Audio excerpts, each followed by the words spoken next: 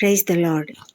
మనము ఏదైనా అవసరం సమస్యలో చిక్కుకున్నప్పుడు, అవసరం పడినప్పుడు, లేకపోతే కష్ట సమయంలో ఉన్నప్పుడు మనము ఏం చేస్తామంటే మొట్టమొదట మనకు కావాల్సిన స్నేహితుల దగ్గరికి వెళ్తాము. లేకపోతే చాలా ఇన్ఫ్లుయెన్షియల్ పర్సన్స్ ఎవరైనా ఉన్నారా, ఎమ్మెల్యేలు ఉన్నారా, ఎంపీలు ఉన్నారా, ఐఏఎస్ ఆఫీసర్లు ఉన్నారా, ఏ అధికారి మనకు సహాయం చేయగలడు, అలాంటి వాళ్లకు ఎవరు తెలుసు, మన స్నేహితులకు ఎవరికి తెలుసు, మన బంధువులలో ఎవరికి తెలుసు, వాళ్ళను ఇన్ఫ్లుయెన్స్ చేసి వాళ్ళ ద్వారా రికమెండేషన్ పొందుకొని వాళ్ళ దగ్గరికి వెళ్ళి మాట్లాడడానికి పరిగెత్తుతూ ఉంటాం కదా.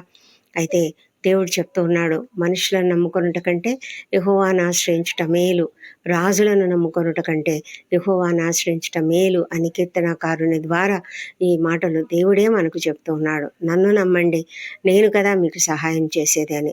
నెహెమ్యాను గురించి విన్నారా? నెహెమ్యా ఎంత గొప్పగా ప్రార్థనాపరుడు. అతడు తనకు సమస్య వచ్చింది, యెరూషలేము ప్రాకారములు కూలిపోయాయి, అది ఏం చేయాలో మరి ఎలా చేయాలో అర్థం కాలేదు. ప్రార్థన చేశాడు, కొద్ది రోజులుగా ప్రార్థన చేశాడు. అతడు ఎంతకాలం అన్నది రాయబడలేదు, కానీ చాలా తీవ్రంగా తన పితరుల పాపములను, తండ్రి ఇంటి పాపములను, తన పాపములను అన్నీ ఒప్పుకుంటూ అతడు ముందుగా ప్రార్థన చేశాడు. దుఃఖంతో ఏడ్చాడు, పశ్చాత్తాపపడ్డాడు.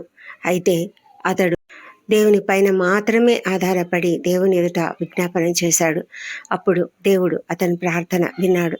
కనుక దేవుడు అతనికి ఏ విధంగా సహాయం చేశాడో తెలుసా? అతడు రాజుకు గిన్నె అందించేవాడై ఉన్నాడు కదా. తన యొక్క ఆ రాజు దగ్గరికి వెళ్ళాడు, గిన్నె అందించడానికి వెళ్ళాడు. అతని ముఖమంతా కూడా విషణ్ణంగా మారింది, విచారంగా ఉంది. రాజు అడిగాడు, నీకేం వ్యాధి లేదు కదా, నీ ముఖం ఎందుకు విచారంగా ఉన్నది అని అడిగినప్పుడు, నా పితరుల సమాధులుండు పట్టణము పాడైపోయి దాని గుమ్మంలను అగ్నిచేత కాల్చబడి ఉన్నాయి, అందుకే నాకు చాలా బాధగా ఉన్నది రాజా అని చెప్పినప్పుడు, రాజు ఏం కావాలని నువ్వు మనవి చేస్తున్నావు అన్నప్పుడు అతడు ఏం చేశాడు తెలుసా? చాలా చిన్న ప్రార్థన, ఆకాశమందలి దేవునికి ప్రార్థన చేశాడు.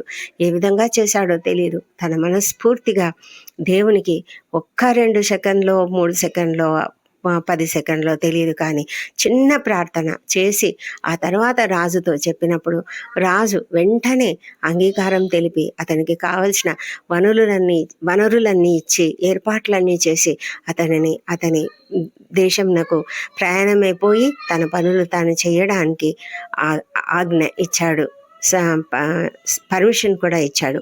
ఎంత గొప్ప దేవుడు కదండి. ఆ విధంగా మనం దేవుణ్ణి ఆశ్రయించాలి.